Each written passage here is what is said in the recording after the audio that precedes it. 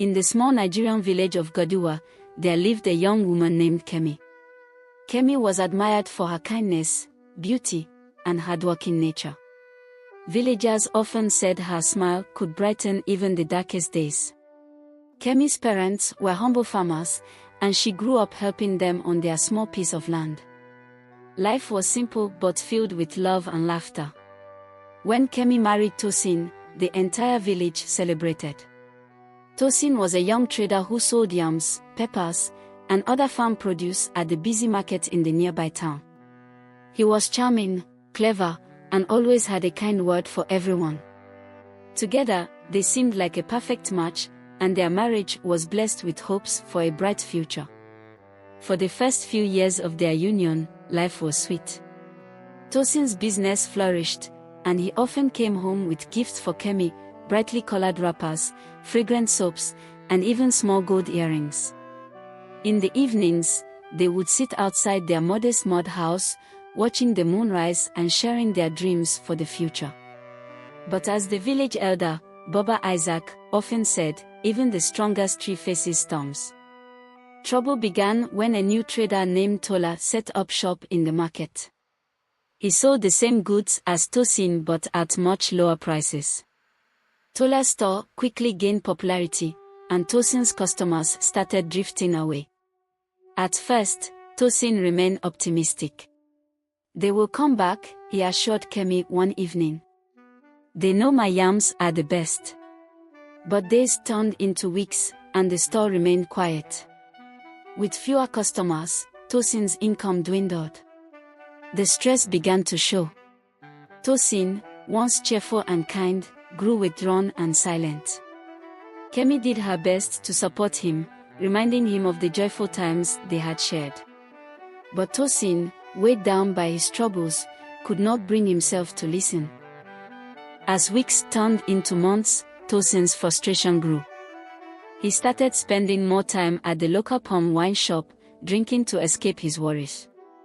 What began as 1 or 2 cups turned into late nights, stumbling home drunk.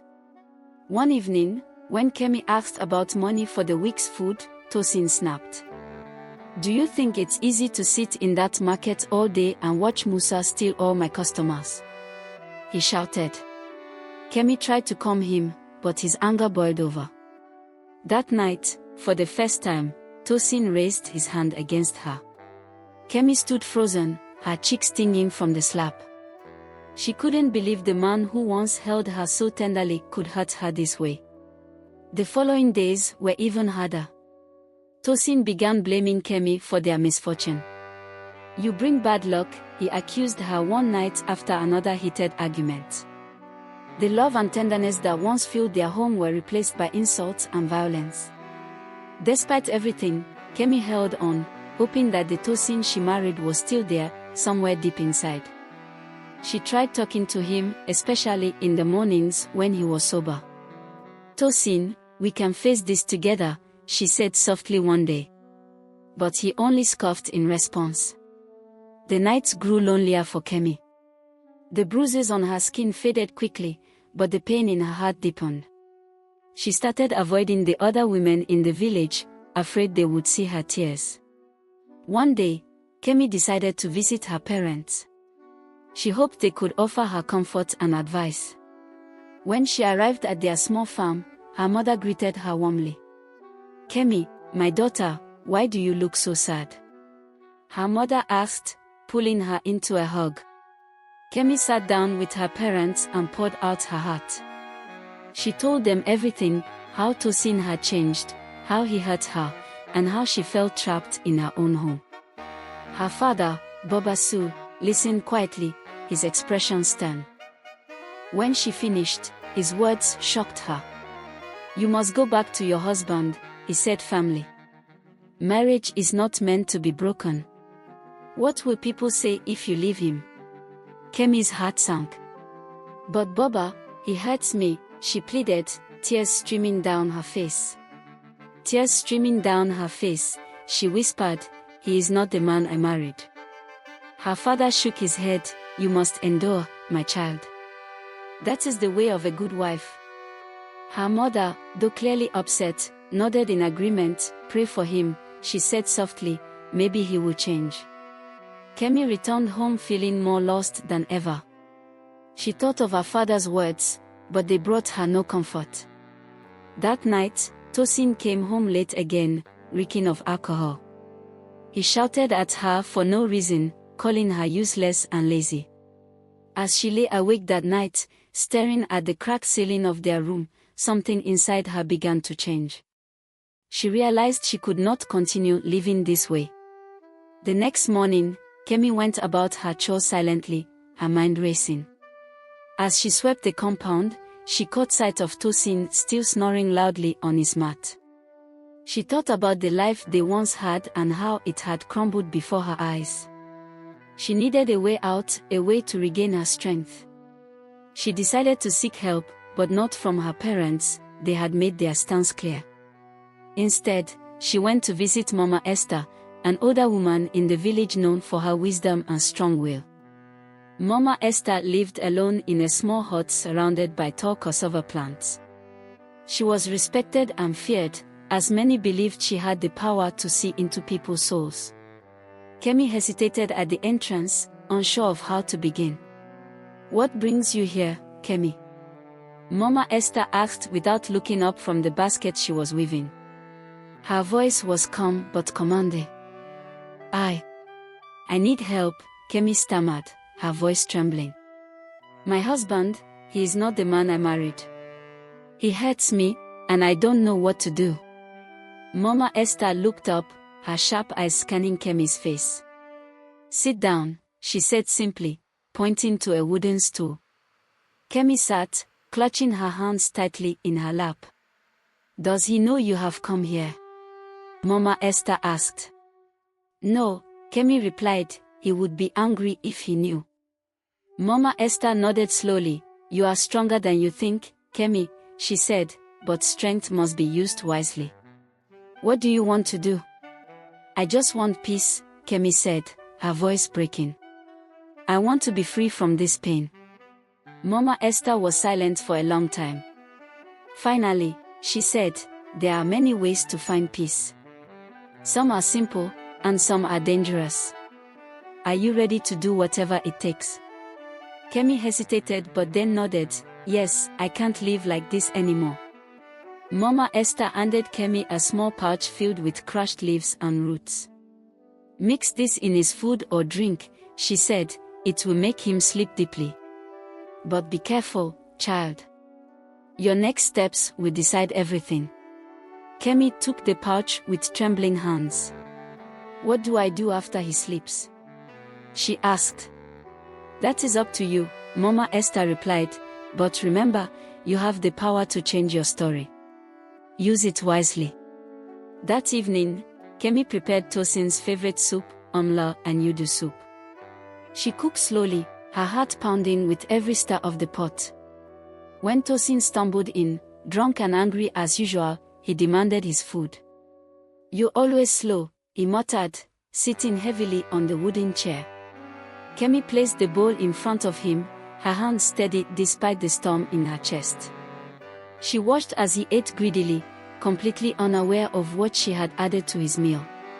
Soon, his eyelids grew heavy, and his head slumped forward. Kemi carefully dragged him to the bed and tied his wrists and ankles with strips of cloth she had hidden under the mattress. She sat beside him, her heart racing as she waited for him to wake up. When Tosin finally stirred, his confusion quickly turned to anger as he realized he couldn't move. "Kemi, what is this?" he shouted, struggling against the restraints. Kemi stood over him, her face calm but her voice cold. "Do you know how much pain you've caused me, Tosin?" she asked. "Do you know what it feels like to be treated like nothing?" He opened his mouth to respond, but she cut him off. "Tonight, you will listen." Tosin opened his mouth to speak, but she silenced him with a sharp glare. "You will listen now," she said, "because tonight I am the one in control." Tosin writhed against the restraints, his eyes wide with fear. "Kemi, untie me." "This is madness," he shouted. Kemi shook her head. "No, Tosin. Madness is what I've lived through all these years. Tonight, you will listen to me. She poured her heart out, recounting every slap, every insult, and every moment of humiliation. Her voice trembled as she spoke, but her resolve remained firm. Tosin's protest faded as the weight of her words sank in. I begged you, Tosin. I prayed for you to change, but you chose to destroy the love we had. Now you must face the consequences, she said. Tears streamed down Tosin's face. I was wrong, Kemi. I don't know what came over me. Please, give me another chance, he pleaded. But Kemi only shook her head. Words mean nothing now, Tosin. Actions speak louder. If you truly regret what you have done, you will let me go. Tosin's cries grew louder, but Kemi remained unmoved. She left him tied to the bed and walked out into the night. The next morning, Kemi returned to find Tosin awake, his face etched with regret. She untied him, but her decision was final. You will grant me a divorce, Tosin. If you refuse, I will tell the village everything, she said firmly. Tosin hung his head, defeated. I will give you the divorce, he murmured.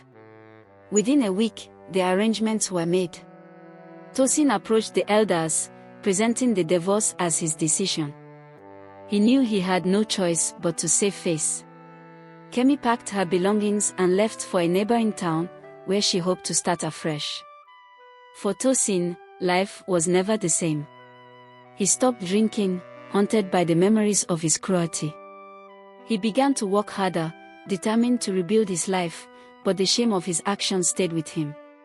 Kemi, on the other hand, flourished in her new life. She found work as a tailor, sewing beautiful clothes that quickly gained attention in the town. Her independence brought her joy, and she began to rediscover her confidence. One day, she met a kind man named Toby, who treated her with respect and care. But Kemi was in no rush. She took her time, ensuring that her heart and mind were aligned. When Toby eventually asked her to marry him, Kemi said yes, but on her terms. She vowed never to lose herself again to any man. Kemi's story teaches us that courage is essential to change your story. Kemi found the strength to stand up to her abuser and take control of her life. Respect and kindness are the foundation of any relationship. Love should never hurt or diminish a person.